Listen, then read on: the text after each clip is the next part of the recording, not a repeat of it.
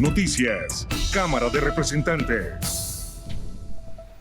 Buenas noches, bienvenidos a Noticias Cámara de Representantes, el espacio que semanalmente les presenta toda la actividad legislativa. Jorge, buenas noches. Mabel, buenas noches y un saludo también a todos nuestros televidentes. El mundo continúa hablando de lo sucedido en México y todas las repercusiones internacionales que este episodio va a tener. Así es, Jorge, pero hoy también vamos a hacer un recorrido por la vida del maestro salsero Willy Colón y les tenemos una crónica de pedagogía electoral. Los invitamos a ver nuestros titulares. La baja de alias Mencho, uno de los máximos narcotraficantes de México, despierta inquietudes sobre lo que esto significaría para la paz en Colombia.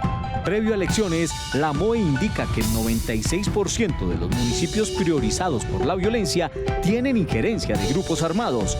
Representantes opinan. Por la emergencia electoral, la registraduría tuvo que trasladar algunos puestos de votación. Les contamos cómo verificar la nueva ubicación. No es responsable que un servidor público, sin importar el cargo que sea, haga señalamientos a un posible fraude en las próximas elecciones. Un país como Colombia no puede caer en la ligereza de las redes sociales y su lógica. Los funcionarios representan un cargo, una institución, y son los llamados a que la sociedad no pierda el respeto por el Estado social de derecho. Advertir de un fraude hipotético que no ha sucedido es algo que solo hacen los perdedores. Esta semana en México se realizó el operativo que permitió dar de baja a Nemesio Oseguera Cervantes, alias El Mencho, quien era el máximo jefe del cartel Jalisco Nueva Generación. El 22 de febrero marcó el final de la vida de Nemesio Oseguera Cervantes, alias El Mencho, capo fundador del cartel de Jalisco Nueva Generación. Durante décadas levantó un imperio sostenido en el tráfico de drogas y la violencia, convirtiéndose en uno de los hombres más buscados del continente, al punto de que los Estados Unidos ofrecieran $15 millones por información que condujera a su captura. Muy temprano me llamó el general secretario, me informó de lo que estaba ocurriendo y estuve en contacto con Secretaría de Seguridad. De inmediato instruí para poner el puesto de mando para toda la información y me mantuvo informada el general secretario. Alias Mencho, de 59 años, murió tras un operativo del ejército mexicano en la Sierra de Jalisco. Aunque el objetivo era dar con su captura, la reacción violenta de su esquema de seguridad hizo que las Fuerzas Armadas abrieran fuego, hiriendo de gravedad al capo y a 2 de sus hombres de confianza, quienes luego de ser sacados del lugar perdieron la vida. Se aseguraron 7 armas largas, 2 lanzacohetes. Los lanzacohetes, uno era tipo RPG y otro blindicide.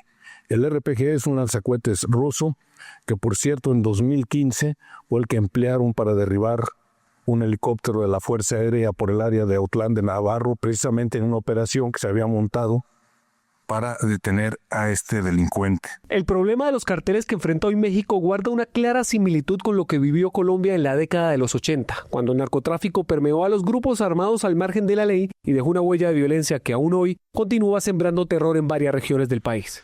Aunque la baja de alias El Mencho ocurrió en México, el hecho podría tener repercusiones en Colombia, especialmente en las regiones históricamente golpeadas por el conflicto armado y el narcotráfico.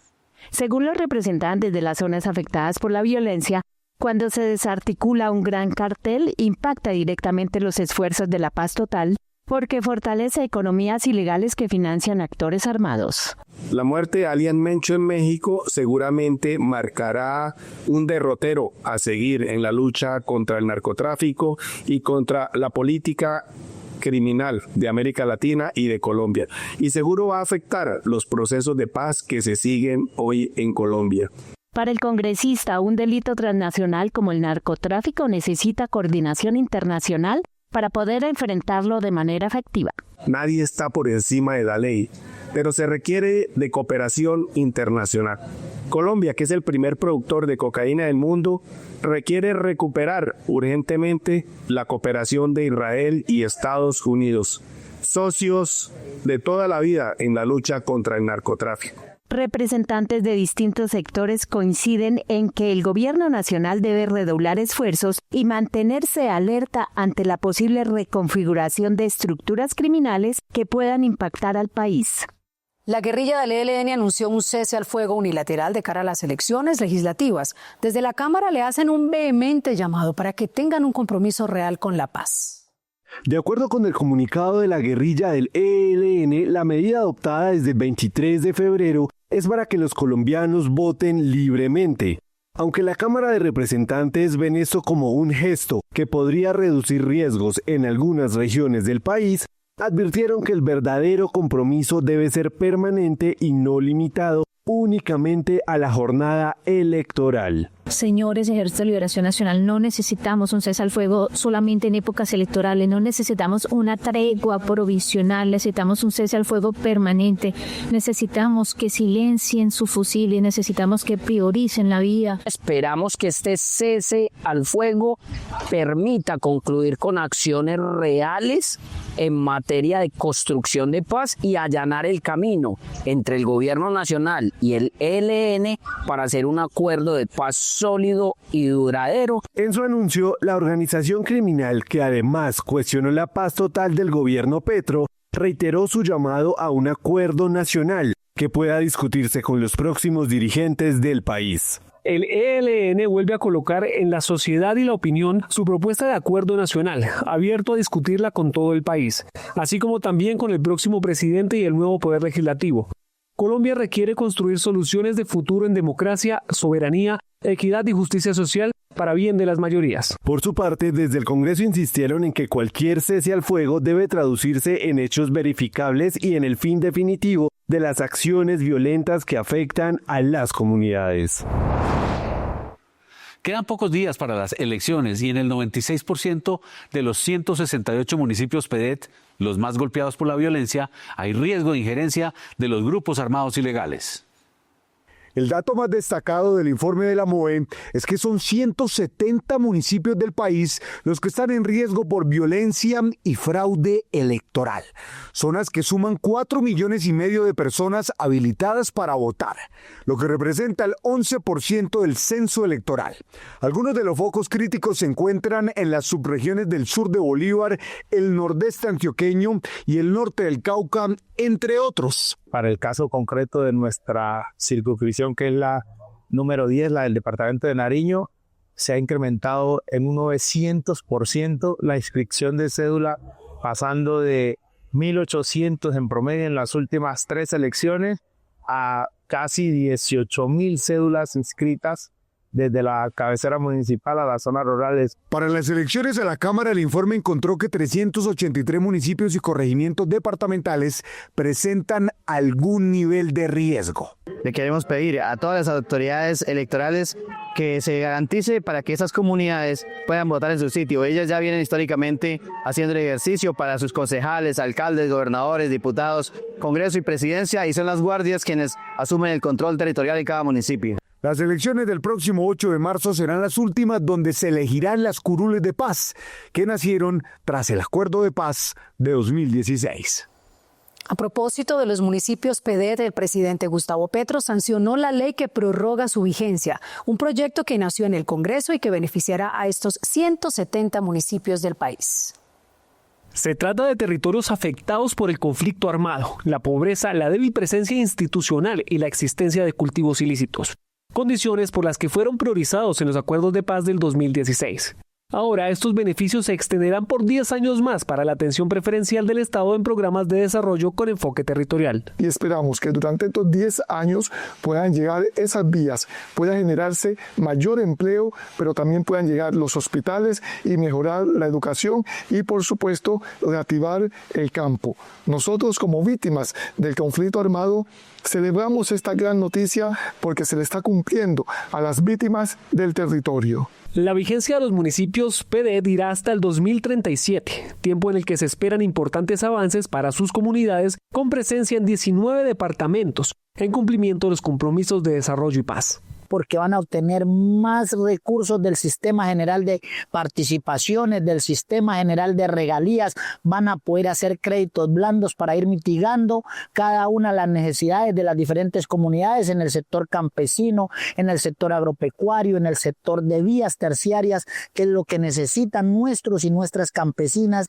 Según el gobierno nacional, hasta el momento se han logrado importantes avances en los territorios PEDET, como la ampliación del acceso al agua potable, inversión en proyectos de infraestructura y el fortalecimiento de la presencia institucional. ¿Recuerda su primera vez votando? Sí, me acuerdo la primera vez que voté y me sentí como un poquito de nervios y pues me decidí ir a votar. Dime algo, me parecía que por Pastrana o por Virgilio Barco. Sí, eso fue en el 2014 ya, que estaba recién cumpliendo años. Y fue por las elecciones presidenciales en ese momento. Sí, claro, me sentí muy realizado de poder cumplir como con ese deber, esa responsabilidad social un poco de ejercer mi derecho al voto. La tradición de votar es la decisión de transformar. Tener que, como un argumento, si usted votó, pues pida o exija, y si no, graves. Sí vale la pena, que ese voto sí es importante, que ese joven que cree que su voto sí da igual, puede que sea la diferencia si sumamos a grandes rasgos todas las votaciones. Este 8 de marzo, las citas con el país. En medio de la emergencia invernal que afecta al departamento de Córdoba, la autoridad electoral anunció medidas especiales para garantizar el derecho al voto en las elecciones del próximo 8 de marzo.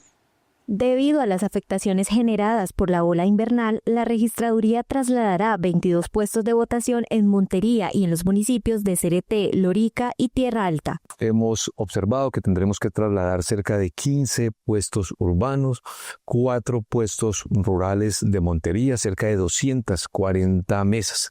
Vamos a trasladar también algunos centros de escrutinio, el escrutinio municipal y el escrutinio departamental de toda Córdoba. Hay necesidad de trasladarlos, ya tenemos una contingencia muy clara. El llamado a la ciudadanía es verifique su puesto de votación en la página oficial. Confirme si su mesa fue trasladada. No olvide llevar su cédula original el día de la jornada. Y si usted vive en una zona afectada, salga temprano y evite contratiempos. Como garantía de la transparencia del proceso electoral, la entidad también confirmó la validación de los bolígrafos que serán utilizados por votantes y jurados, señalando que cumplen con estándares de calidad y que su tinta no es borrable. Ven, una vez más, estamos desmintiendo todos estos mitos que se tienen y que salen por las redes y que crean siempre preocupación y esa zozobra en época electoral, y una vez más queda desmentido. Acá lo que comprobamos es que los esferos que utiliza la registraduría el día de las elecciones para que voten los votantes y los jurados diligencien las actas son de muy buena calidad y no se borran. Las autoridades insisten en que pese a la emergencia climática, están dadas las condiciones para que los cordobeses ejerzan su derecho al voto de manera segura y transparente. Las fallas en los sistemas de plataformas bancarias arrojaron millonarias pérdidas y afectaciones para los usuarios del comercio. En el Congreso, mientras tanto, se tramitan proyectos de ley para la protección de los usuarios. La suspensión temporal de los servicios financieros y de la billetera virtual en una entidad bancaria ocasionaron graves problemas a más de 27 millones de clientes en todo el país, a no poder realizar transacciones. De allí el llamado del Congreso es a la protección de los usuarios. Este tipo de plataformas deben tener alertas con tiempo para que sus usuarios puedan ser informados y no se vean afectados en su sistema financiero.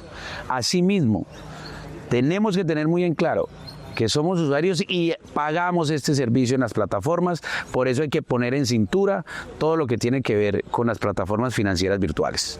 Más de 7.400 quejas ha recibido la Superintendencia de Industria en vista de la caída de esta plataforma. Sin embargo, hemos salido a las calles también para preguntarle a la gente y al comercio cómo les fue y cuántas fueron sus pérdidas en este sentido. Nosotros como comercio quedamos muy afectados porque la mayoría de cosas las pagamos por la sucursal virtual, que si llega la carne, que si las verduras, que si la cerveza, que si el agua, y realmente quedamos también debiéndole a muchos proveedores esos días. Pues con las plataformas caídas de los bancos uno tiene que mirar cómo retira, no se puede, cómo vaya, hace fila en algún lado a buscar en dónde le reciban a uno un servicio público. Por su parte, la Superintendencia Financiera señaló que tiene a su disposición los canales para que los usuarios eleven sus quejas y solicitudes derivados de este tipo de fallas. Puede acudir a diferentes canales para que sea atendido. Una de ellas es su propia entidad financiera o el defensor del consumidor. El gobierno y la Superfinanciera confirmaron que están verificando el cumplimiento de los planes de resarcimiento que el banco prometió a los clientes afectados por este nuevo incidente de 2026. La reciente decisión de la Corte Suprema de los Estados Unidos de revertir los aranceles impuestos por el gobierno Trump tiene un impacto en el comercio global y Colombia no es la excepción. La política arancelaria del gobierno Trump genera una gran confusión en la economía colombiana. La decisión reciente de la Corte Suprema de anular los aranceles globales se sintió como un alivio, pero dio paso a nuevas preocupaciones por el anuncio de un aumento en los aranceles supervivientes. Estas decisiones tienen un enorme impacto para el exportador colombiano. La primera es un alivio en el sentido que se tiene ya claridad sobre la apreciación sobre los aranceles recíprocos bajo el IEPA y abre una puerta a que se pueda establecer unos reembolsos de acuerdo a lo que establezca la aduana de Estados Unidos. Sin embargo, el panorama arancelario no registra mayor variación. Los aranceles no desaparecen. El esquema se reconfigura con un recargo global temporal, que es la sección 122. Entonces se establece por 150 días un arancel del 10% que puede subir al 15%. Desde la Cámara, el llamado no es para la economía, sino para la diplomacia. La Cancillería debe estar llamando a Estados Unidos, debe estar diciendo, bueno, ya establezcamos esta mesa de trabajo, porque yo también tengo que proteger y cuidar a mis agricultores, a mis floricultores, a mis cafeteros. Los exportadores colombianos esperan que desde Washington el Congreso tome las decisiones que le fueron puestas en sus manos por la Corte y diriman finalmente las confusiones arancelarias, en especial aquellas que refieren sobre qué productos tendrán exención y cuáles no. Hay crisis financiera en la educación superior pública. Esa es la conclusión tras un reciente informe de la Contraloría. En la Cámara se pasó de la preocupación a la acción. De 34 universidades públicas en el país, solo una es autosostenible financieramente, la Universidad Nacional Abierta y a Distancia, mientras que la de mayor déficit de recursos es la Universidad Nacional con casi 765.000 millones de pesos. Este reporte de la Contraloría es del periodo entre 2019 y 2024. Reporte negativo que se combate con la recién aprobada reforma a la educación superior. La financiación a las ITTU en instituciones técnicas, tecnológicas y universitarias regionales no están incluidas, estaban por fuera. Y este proyecto de ley, esta ley que se aprobó, las incluye y les da 0.07 del PIB. Quiere decir que van a tener casi 900.000 millones al año. Crear incentivos para que haya más plata en las universidades públicas, como la del Cauca, esa es otra idea que nace en el Congreso. Una de ellas es la ratificación de la creación de la estampilla, que le permite recaudar recursos para poder seguir efectuando su actividad misional. Queremos que la nación se vincule dándole unos recursos de inversión en temas de infraestructura, de tecnología. Aparte de buscar el dinero para que las universidades públicas funcionen sin problemas, también es válido contar que en la Cámara avanzan las propuestas para crear las universidades del Catatumbo y el Macizo. No importa el semestre, la educación superior siempre será una materia infaltable. Y estas son otras noticias en la Cámara de Representantes. El Gobierno Nacional anunció el cierre temporal del Parque Natural Tayrona como medida de seguridad para la comunidad debido a una intervención frente a construcciones no autorizadas dentro de áreas protegidas, lo que causó amenazas directas contra el personal del parque. Representantes hacen un llamado para que se reactive el funcionamiento de esta área natural. Yo invito al Gobierno Nacional a que haga presencia en la región de la Sierra Nevada de Santa Marta y el Parque Tayrona, que traiga la fuerza pública, a la Armada Nacional en la zona marina, a la Policía de Carabineros como en otras épocas, al Ejército si se necesita, pero que se garantice la seguridad para que pueda abrirse cuanto antes el Parque Tayrona. El servicio al país puede ejercerse desde múltiples escenarios: la política, las fuerzas públicas o la labor social. Por ello, varios integrantes del Congreso de la República decidieron complementar su labor legislativa con el ejercicio de la seguridad, graduándose como reservistas de la Policía Nacional. Creo que estos conocimientos que adquirimos en la Escuela General Santander nos van a permitir afianzarnos un poquito más con lo que es la seguridad de nuestro país. Ser miembro de la Reserva es apoyar a la institución, contribuir a la institución, resaltar ese trabajo que hace la institución, la Policía Nacional. Por orden judicial del Juzgado 30 Civil del Circuito de Bogotá, El representante Miguel Polo Polo hizo una declaración en el patio Núñez del Capitolio el día viernes 20 de febrero con el fin de ofrecer disculpas a las madres víctimas de los falsos positivos de Soacha, quienes no asistieron a la citación. Dejamos constancia de que hicimos presencia para hacer cumplimiento de la sentencia por orden de la Corte Constitucional y del Juzgado 30 de Bogotá. Como han visto, pues no están presentes las señoras de la Fundación Mafapo. Dejamos la constancia de que yo siempre he caminado sobre la legalidad y la verticalidad y de que hacemos cumplimiento siempre de la ley.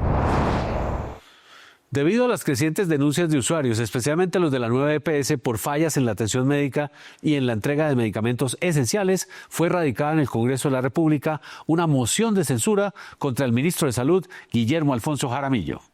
Esta citación al ministro de Salud obedece al aumento en las tutelas por vulneración del derecho a la salud y casos como el del niño Kevin Acosta, que falleció por fallas en la entrega del medicamento para tratar la hemofilia. Representantes tienen opiniones divididas. Un ministro que antes de mejorar la crisis del sistema de salud, que obviamente venía desde antes, lo que ha hecho es tomar medidas que han dificultado y han creado más barreras para el acceso al derecho fundamental. Y esto no lo estoy diciendo yo, lo dice la misma Defensoría del Pueblo. Cada 2 minutos la gente tiene que radicar una tutela para acceder a una cita médica o un medicamento y ni siquiera con un fallo de un juez. Hoy están atendiendo la realidad y las necesidades de la gente. No acompañamos la moción de censura porque estos hechos dolorosos no nacen de este gobierno ni se explican por una decisión individual de un ministro. Son fallas estructurales de un modelo fragmentado y reactivo que lleva años fallándole a los pacientes. Cientos de usuarios han denunciado demoras en la entrega de medicamentos para tratar enfermedades de alto costo como la hemofilia o epilepsia. Otro caso que estremeció al país fue el de Cecilia Quintero, una adulta mayor que falleció en el dispensario de medicamentos de la nueva EPS en Cúcuta. Tenemos que cualificar el Congreso de la República, un Congreso que entienda que lo más importante es defender los derechos fundamentales de los colombianos. Las deudas de las entidades promotoras de salud superan los 24 billones de pesos, lo que ha llevado a la intervención de las EPS por parte del gobierno. Expertos y ciudadanos exigen una solución estructural a esta crisis para brindar un acceso y atención digna en salud. La crisis de las basuras en Bogotá fue analizada en una audiencia en la que se cuestionó la decisión de la Administración Distrital de prorrogar por 2 años el actual modelo de gestión de residuos, modelo que, según los citantes, favorece a los operadores.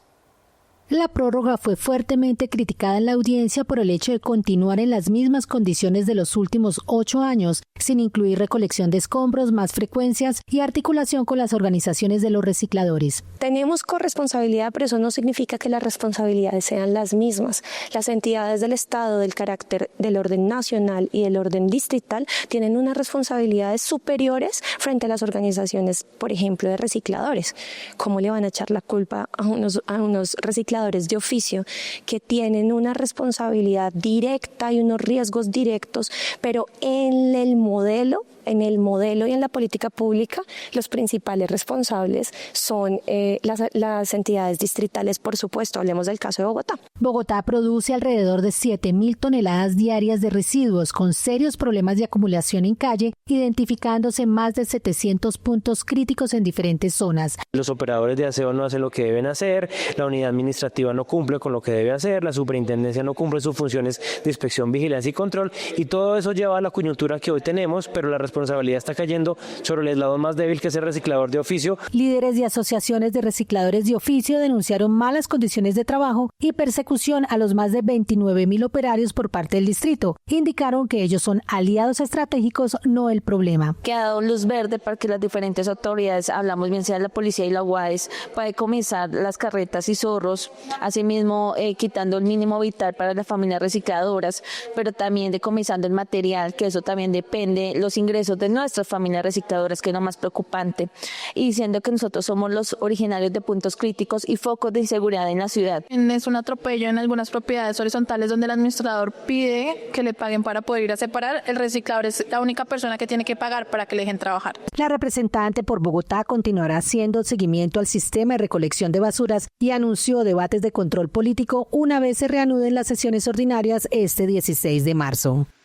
Isaac Newton, sobrino de Martin Luther King, estuvo en Colombia promoviendo el legado de la no violencia racial y la memoria histórica, un tema que es de interés para la Cámara de Representantes. Desde la experiencia de décadas defendiendo a los más vulnerables, el Dr. Newton valora los avances legislativos en materia de comunidades afro. Sin embargo, señala que la democracia se fortalece cuando más voces participan. Da un reconocimiento a aquellos que no habían sido reconocidos anteriormente, y aquellos que antes no tenían una voz están empezando a tener esa voz. Entre la fundación de Martin Luther King, que es dirigida por Isaac, y el Congreso, hay algo en común: preservar el legado de la cultura afro. Que se haga un museo afro y un centro de pensamiento, donde a través de ese centro de pensamiento, ese museo afro, vamos a demostrarle a Colombia cuál es el aporte que han hecho los negros a la construcción de país. La lucha de las comunidades afro por fortalecer sus derechos se extiende a quienes hoy lideran la educación en Colombia. Otro proyecto que nosotros hicimos se llama el Premio de Literatura Arnoldo Palacio. Arnoldo Palacio es un escritor colombiano, chocuano, que vivió muchos años en Francia y que es el autor de Las estrellas son negras. Nosotros estamos creando ese premio a literatura para incentivar a los jóvenes. Para Isaac, el sueño de garantizar derechos sin ninguna distinción, que hace más de 60 años inició en Estados Unidos su tío Martin Luther King, solo se logra así. Queremos a todos trabajando juntos, que se traiga esa energía y ese saber.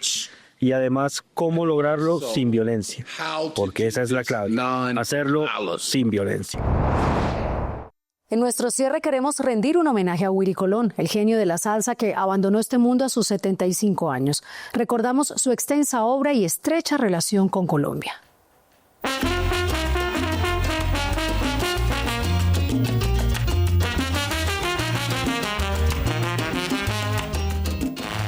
Idilio, Gitana, El Gran Varón, Demasiado Corazón. Estas son solo algunas de las canciones inmortales que deja el cantautor Willy Colón. Su música ha trascendido generaciones en toda América Latina y su trabajo tanto en orquestas como la Fania y como solista ha dejado un impacto indeleble en los fans de la música. A nivel de música, digamos que es uno de los pilares fundamentales, no el principal, pero sí fundamentales de la salsa. Al lado de la Fania, Willy Colón también construyó un imperio de música con Héctor Lavoe, con Rubén Blades y una serie de cantantes a los cuales les produjo a lo largo de su vida. Querían a conocer a Willy Colón, otros que tenían que tocar el trombón. Entonces, ¿quiénes tocaban trombón? Alzan la mano, yo levanté la mano.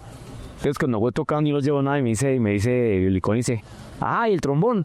Que no, yo levanté la mano, que no me quería conocerte. El tipo de para reír conmigo sabía que yo me había metido con la idea del trombón.